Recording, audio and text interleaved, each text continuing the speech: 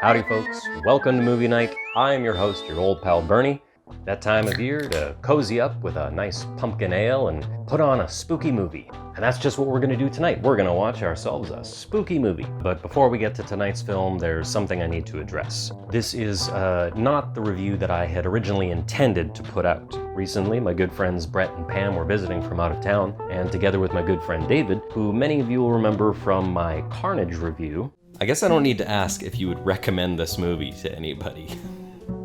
If you see this movie, run. We were sitting around, having some cocktails, catching up, and we thought what a swell idea it would be to watch Troll 2, one of the most notorious, infamous bad movies of all time. Oh my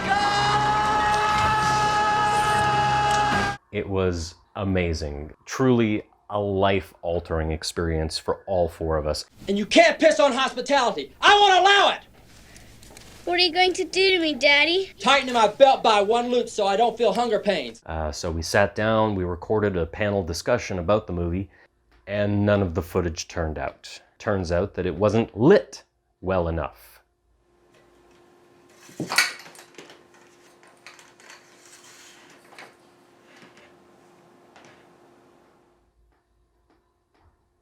And if you think I'm just making this up, I'll cut to a piece of the footage here. Kind of gained a lot of infamy from the internet meme of Arnold. Well, that's how I discovered it. I saw the "Oh my God" scene on YouTube probably 10 years ago. Much like Garbage Day. Yeah. Garbage Day. Yeah. It's the only reason people saw that movie. Like, come on. And to make matters worse, our mic cut out halfway through the discussion. Maybe this movie saves a movie. Yeah, maybe this movie was saved in editing. Isn't that what happened with Star Wars? Same thing here, right? Apparently that's the story. Yeah. That George Lucas just...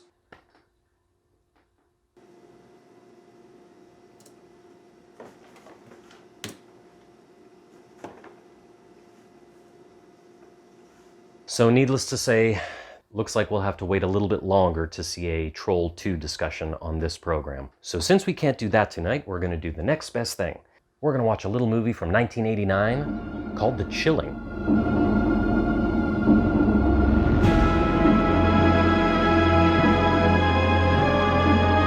Alright, so The Chilling. They came, they thawed, they conquered. Oh boy. The text on the back of this box is really tough to read, especially with this red lighting.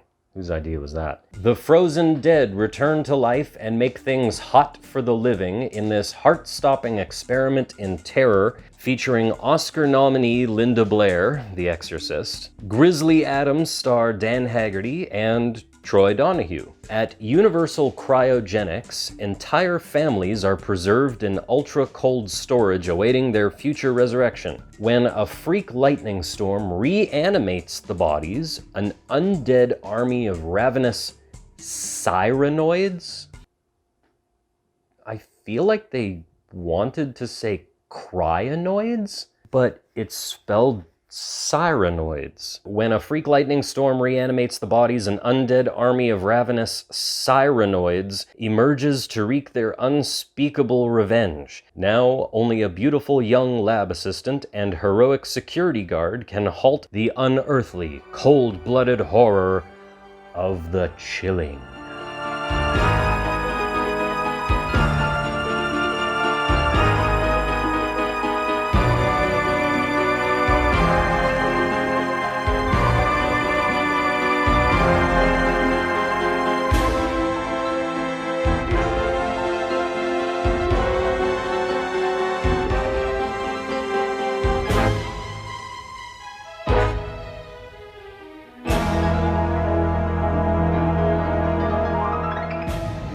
Scared me, kid. You really out trick-or-treating in this? Kind of late, isn't it? Great costume, by the way.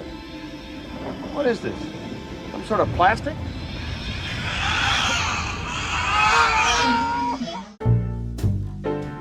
So, Chilling is a fun little B-movie about cryogenically frozen people coming back to life to terrorize Linda Blair, Grizzly Adams, and the dullest man alive. What? What's going on? These aren't animal organs. You lost me, Mary. What are you talking about? They're human organs. Well, I see you've decided to spend Halloween with us tonight. So let's break it down. Our movie opens on a title crawl, telling us all about the mysterious and creepy science of cryogenics. We then see a corpse being prepped for cryogenic freezing. We pan over chambers containing cryogenically frozen people, and right off the bat, we come to probably my biggest gripe with this entire movie. The movie shows us a few cryo chambers and name drops Charlie Chaplin, Walt Disney, Teddy Roosevelt, and, for some reason, Michael Jackson. Now, ignoring the fact that in 1989, when this movie was shot, not only was Michael Jackson not dead, but he was probably the biggest star in the entire world. But ignoring that, we see the nameplates on the chambers at the beginning of the movie. Wouldn't it be cool if later in the movie we saw these reanimated celebrities? I was really looking forward to seeing a frozen zombie Charlie Chaplin, but we don't see anything like that. The creatures just end up looking like generic goopy-faced green monsters with glowing eyes, except for one, but we're getting ahead of ourselves. We see the doctor who runs the cryogenic lab with a new client, Mr. Davenport. Now, Mr. Davenport's wife has just died, and it's her body that we are seeing prepped for the cryogenic process. Universal Cryogenics is here to support all of your family needs. I appreciate your understanding and concern, Doctor. Besides being a wonderful wife, Eileen was always a very special friend to me. Wonderful lady with a big heart. Now, during the scene, we get some expository dialogue from the doctor where he describes the freezing process. A newly discovered cryogenic freezing fluid, green in color, when injected into the body, helps to preserve the cells and organs indefinitely. However, the fluid is highly conductive to energy sources, so we have to be careful to insulate all of the patients. We also meet Mary, who is played by Linda Blair. I'd like to give you my business card. If there's anything that I could do for you or anything you'd like to talk about, please call me. She's really nice to Mr. Davenport, and that's about it. Cut to 6 months later on the morning of Halloween, because spooky things happen on Halloween. So we meet Joe. What's this about a bank job? What about a bank job? Well, I just heard Tony saying that... Hey, Tony's a friggin' idiot. Joe is a violent psychopath. Do you listen to idiots now? No, I just don't think that it's a very... No, you don't think, do you? When we first meet Joe, he is abusive and aggressive to his girlfriend. Just shut the hell up, all right? What's the matter with you? And then he forces sex on her. Don't you ever go near her again.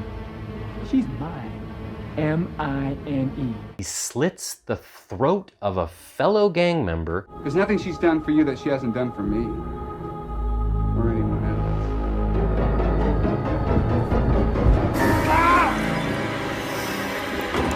Stops at the front desk of the motel to rob and kill the motel clerk. Really, I don't want any... Come on, here. Last night, gave the Royals a 1-0 lead in the pregame. So yeah, Joe's just a scumbag. Ooh, nice mask. Even better. Bang! And him and his whole gang, they get shot up. Come on, let's go, come on. Okay, you bastards, free! Probably because they're trying to pull a bank heist in the middle of broad daylight with no masks on.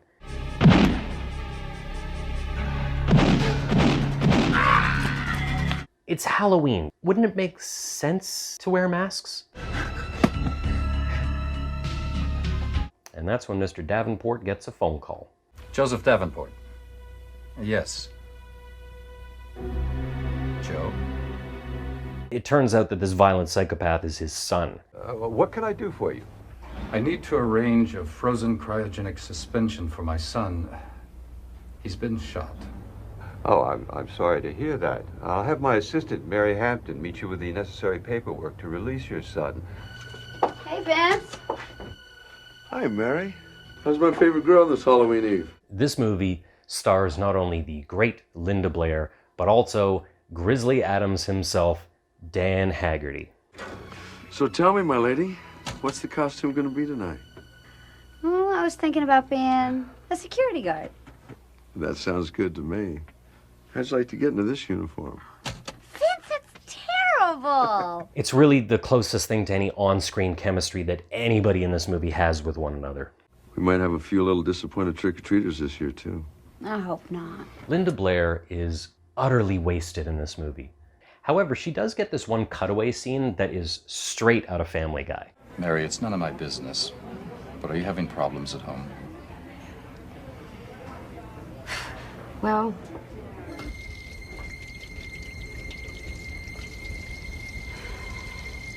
it doesn't work for me. It's always something, isn't it? I can't live with a drunk. What can you live with? It would be really funny if it wasn't so dark. Are you still interested in the pituitary gland? What about the cerebellum?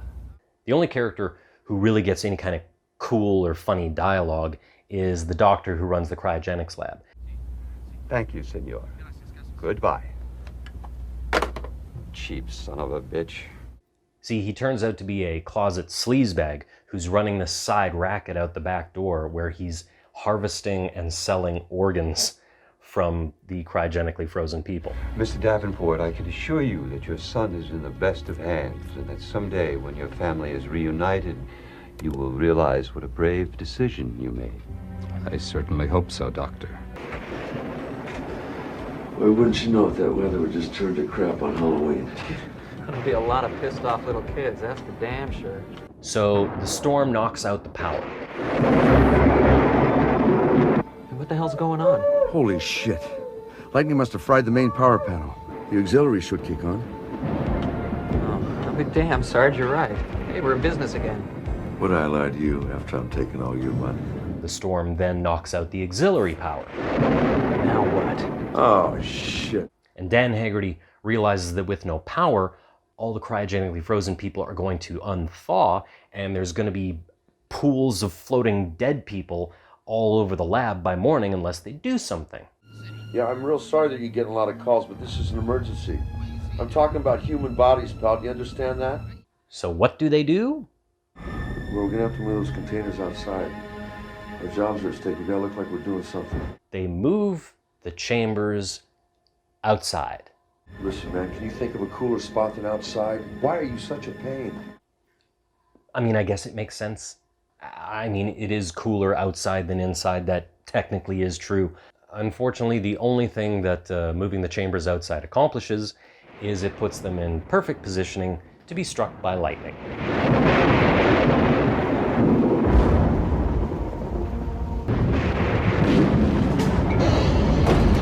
And I guess the electricity has a reaction with the green goo that's injected into the cryogenically frozen people.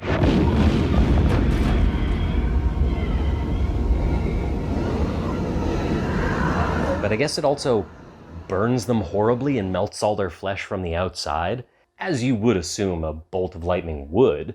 So this is a convenient way to explain that all the dead people's features are melted, and that's why they look all indistinguishable from one another. It still would have been cool to see a melty zombie Michael Jackson. No more Halloween games for this cowboy. Screw this penny ante job. I'm going home. I'm gonna have a cold beer and then...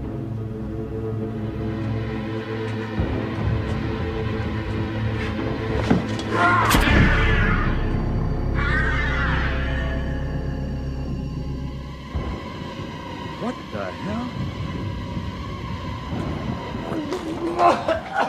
Stop it! You're making me sick! So after the monsters are reanimated, the first person that they kill is Dan Haggerty's young partner.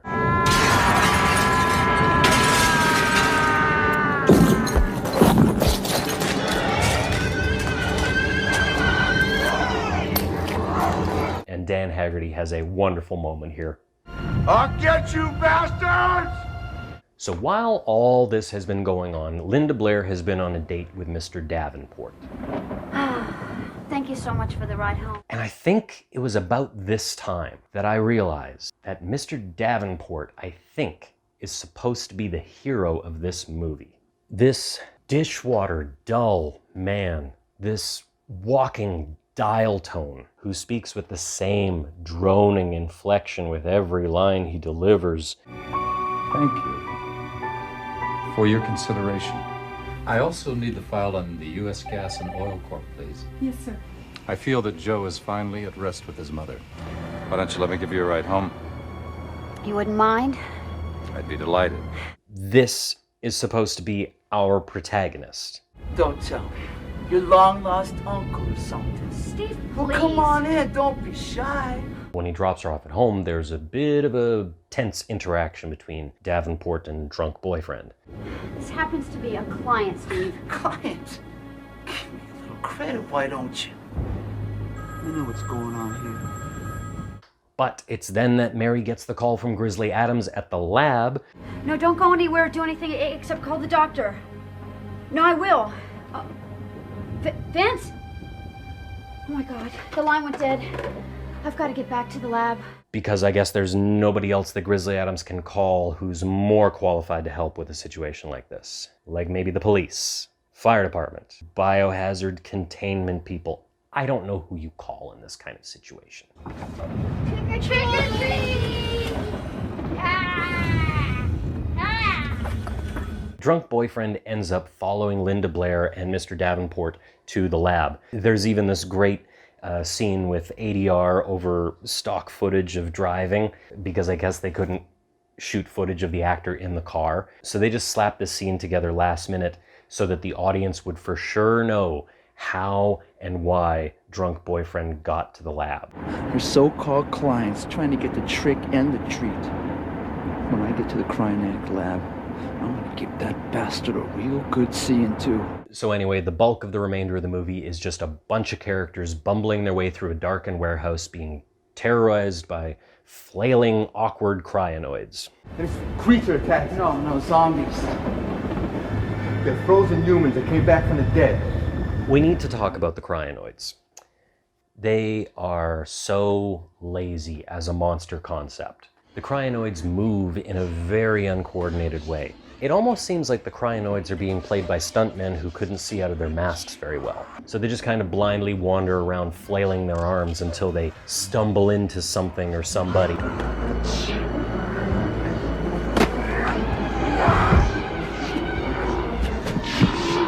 They seem completely mindless and without reason, like zombies, except for sometimes when they seem to know exactly what they're doing and they have very clear motivation.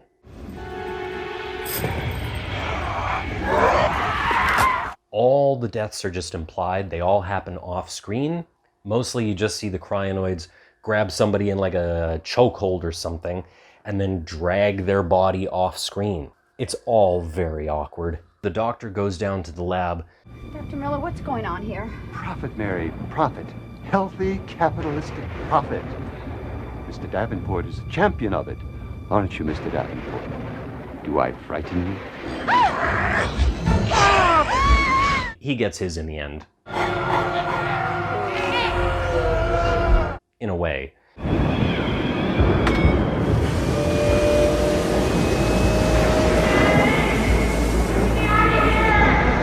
Business doesn't really start picking up until Dan Haggerty gets his hands on a forklift. No! And man, oh man, does he get use out of that forklift. Oh, you green bag of snot! You son of a bitch.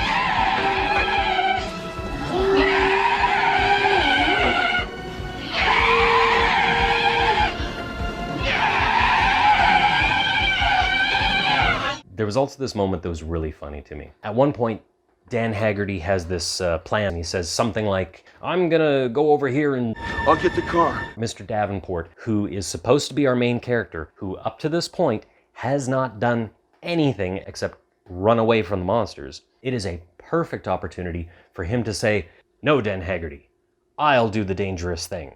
You stay with Mary, get her somewhere safe. And then Mary can say something like, no, Mr. Davenport, no, it's too dangerous. Go, Mary, just go, don't look back. It's perfect for one of those kind of moments. So how does it play out in the movie? I'll get the car. You get behind those pallets right now. Hurry up. I'll stay with Mary. Hurry!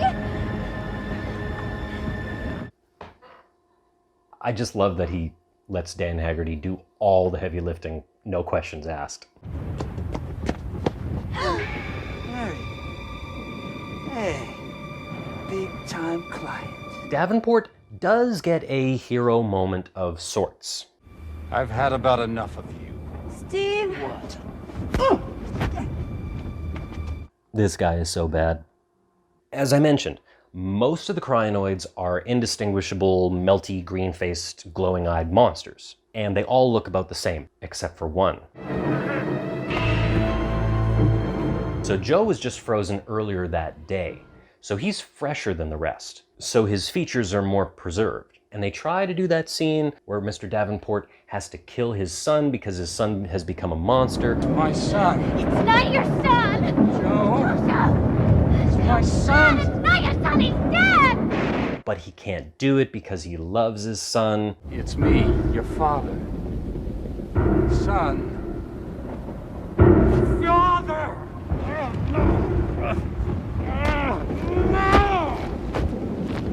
It might have been more dramatic if the son wasn't already a monster to begin with. I'm gonna get something from you now, besides all the bullshit you've been giving me, huh?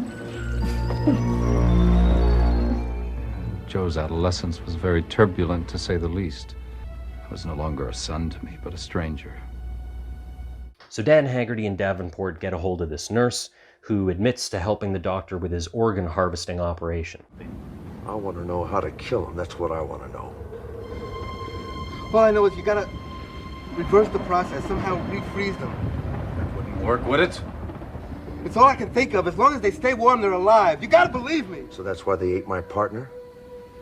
You know, you remind me of a wart I had on my hand one time. And the doctor burned it off with liquid nitrogen. Nitrogen would work. And they get this bright idea to freeze the cryonoids using liquid nitrogen.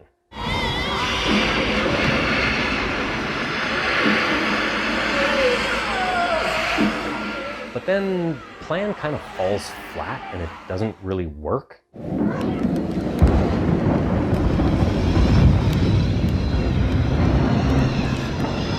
Kind of like this movie. So they just go back to killing the cryonoids the old-fashioned way. And you know what? It seems to work pretty well. I mean, they're just melted people after all. We're given no indication that the cryonoids possess some kind of superhuman strength or regenerative ability. Circuit boards start overloading, and for whatever reason, the entire warehouse just starts spontaneously exploding into flames. Let her go, Joe! It's very obvious that they didn't have Linda Blair for these particular shots, so they just do their best to film from far away and to hide her face.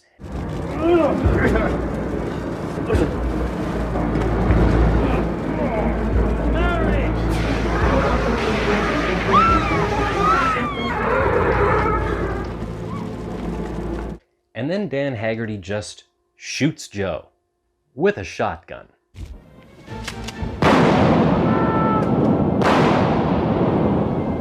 And that's the last we see of Joe.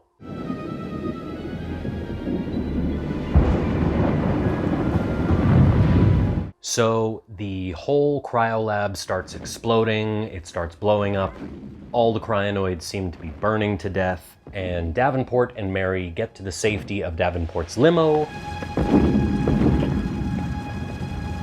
I love you, Mary. Really? These two have gone on one date, and we're suddenly supposed to think that there was a romance there the entire time? No kiss, because nobody can envision Linda Blair actually kissing this walking dial tone. So we'll just film them embracing from a distance where you can't see Mary's face, and then we'll just splice in that line later. His dramatic delivery of that heartfelt line too. Oh, it's just... I love you, Mary. Grizzly Adams gets one more big dramatic moment. And then we get this wistful montage.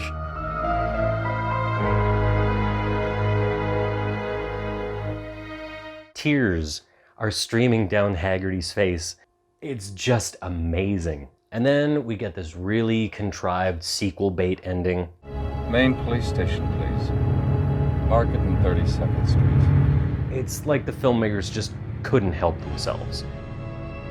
But whatever, the movie's over.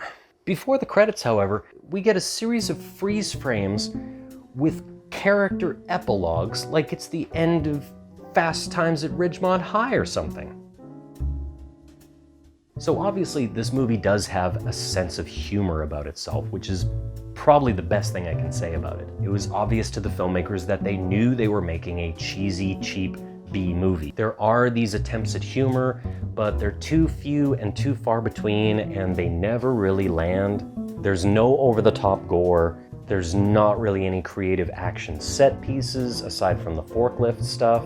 So what did I like about this movie? Are you green baby snot? Dan Haggerty. Need I say more? All I know is I took those containers outside to keep them cool. The next thing I know, there's crinoids and zombies all over the goddamn place. Axes, nothing would stop them. They were all burnt, and I know fire's not gonna stop them. I also appreciate that this movie is set on Halloween. I liked seeing all the Halloween decorations. It was very festive, and I liked the way they tried to work Halloween or trick-or-treating into some of the jokes and gags in the movie. You know, I wouldn't mind going trick-or-treating with you as Freddy. Who's Freddy? Freddy Krueger, you know, Nightmare on Elm Street. No more Halloween games for this cowboy. Your so-called clients trying to get the trick and the treat. You gonna be out trick-or-treating in this? Kind of late, isn't it? Great costume, by the way. And none of the jokes and gags are actually that funny, but sometimes that can be funny in and of itself. That being said, if you like Dan Haggerty yelling like a drunken maniac with a shotgun, if you like watching green zombie-like monsters attacking Linda Blair, then I recommend you seek out a copy of The Chilling. And if you're looking for other spooky, creepy movies to throw on this Halloween season, might I recommend, if you live in the Lower Mainland, to do yourself a favor and take yourself down to Black Dog Video. I go there to shop for old VHSs to add to my collection, but they also have a big selection of DVDs and Blu-rays. That's where I actually got my copy of Troll 2 that we watched. It was actually a combo disc, so I got to see Troll 1 and Troll 2. Side note, did you know that the name of the main character in Troll 1 is Harry Potter? Harry Potter Jr. expected to have a little trouble getting adjusted in his new neighborhood. But he never expected anything like this. Troll. How are more people not talking about this? But anyway, folks, that is my little look into 1989's The Chilling. I hope you all enjoyed yourselves here tonight, and I hope you all enjoy this Halloween season. From everyone here at Movie Night, I wish you all the best. And don't forget to like and share this video and subscribe to our channel so you can see all kinds of reviews for all these movies that you've probably never ever heard of. What? Did we lose the mic again?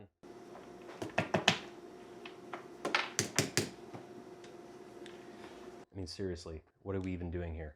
What is this?